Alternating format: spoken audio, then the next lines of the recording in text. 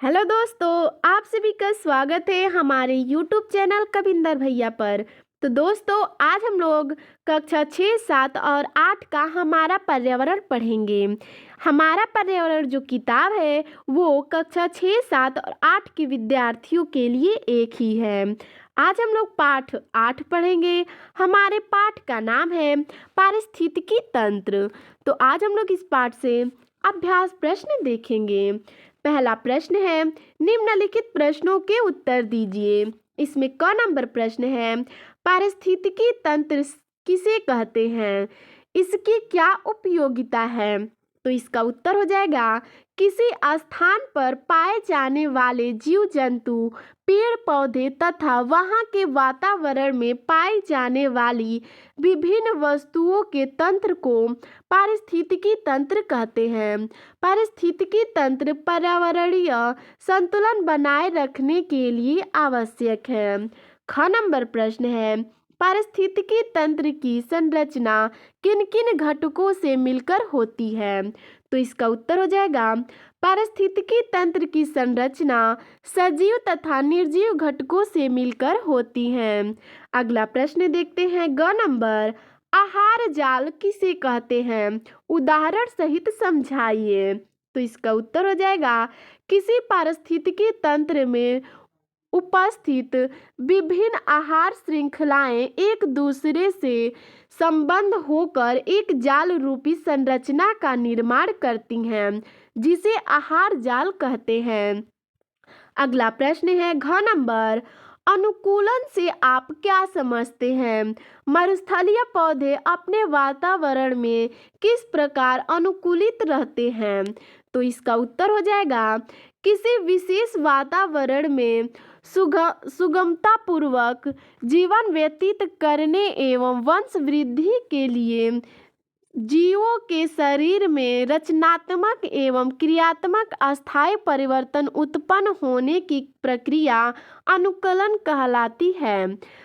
मरुस्थलीय क्षेत्र के पौधे अपने वातावरण में अनुकूलित रहने के लिए वाष्पोत्सर्जन द्वारा पानी की कमी को रोकने के लिए कांटों के रूप में परिवर्तित हो जाते हैं। जड़ें पानी की तलाश में गहराई तक चली जाती हैं और तना चपटा के गूदेदार हो जाता है। अगला प्रश्न देखते हैं, ग नंबर, प्रवासी पक्षी किसे कहते हैं। तो इसका उत्तर हो जाएगा, मौसम से अनुकूलन बनाए रखने के लिए पक्षी हिमालय के बर्फीले क्षेत्रों, साइबेरिया, ऑस्ट्रेलिया से हजारों किलोमीटर की यात्रा करके हमारे देश में आते हैं। इन पक्षियों को प्रवासी पक्षी कहते हैं। अब अगला प्रश्न देखते हैं, 2 नंबर, सही कथन के सामने सही तथा गलत कथन के सामने गलत का चिन्ह लगाइए। क नंबर प्रश्न है, सजीव और निर्जीव घटक एक दूसरे पर निर्भर नहीं होते, यह गलत है। अगला है प्रश्न ख नंबर, सभी प्राणी, पेड़ पौधे, जलवायु और पर्यावरण मिलकर पारिस्थितिकी तंत्र बनाते हैं, यह सही है। ग नंबर है, प्रथम चरण उपभोक्ता शेर, चीता, भेड़िया आदि है, यह गलत है। अगला है घ नंबर, मृत जीवधारियों से भोजन प्राप्त करने वाले जीव मृत्यु परजीवी कहलाते हैं, यह सही है। अगला है ग नंबर प्रश्न, हमें पारिस्थितिकी संतुलन को बनाए रखना चाहिए, यह भी सही है। आगे है च नंबर प्रश्न, हमारी पृथ्वी के चारों ओर वायुमंडल है, यह भी सही है। 6 नंबर है, मनुष्य पर्यावरण का अंग नहीं है, यह गलत है। अगला देखते हैं प्रश्न 3 नंबर, रिक्त स्थानों की पूर्ति कीजिए। इसमें क नंबर प्रश्न है, जल, वायु, पोषक तत्व, सौर ऊर्जा आदि घटक कहलाते हैं, तो रिक्त स्थान पे भरेंगे निर्जीव। आगे है ख नंबर प्रश्न, भोजन के लिए दूसरे जीवों पर निर्भर रहने वाले जीव कहलाते हैं, तो रिक्त स्थान पे भरेंगे परपोषी। अगला है ग नंबर, उत्पादक व उपभोक्ता के बीच प्रयुक्त भोजन स्तर को तल कहते हैं। तो रिक्त स्थान पे भरेंगे पोषक। अगला है घ नंबर प्रश्न, आहार श्रृंखला एक दूसरे सिरे पर उत्पादक तथा दूसरे सिरे पर, यहाँ रिक्त स्थान है, होता है। तो रिक्त स्थान पे भरेंगे सर्वोच्च उपभोक्ता। अगला प्रश्न है अगला नंबर, प्रकृति में ऊर्जा का प्रमुख स्रोत है। तो रिक्त स्थान पे भरेंगे सूर्य। अगला है च नंबर प्रश्न, प्रकृति जल स्थल वायु पेड़ पौधे एवं से मिलकर बनी है। तो रिक्त स्थान पे भरेंगे जीव जंतुओं।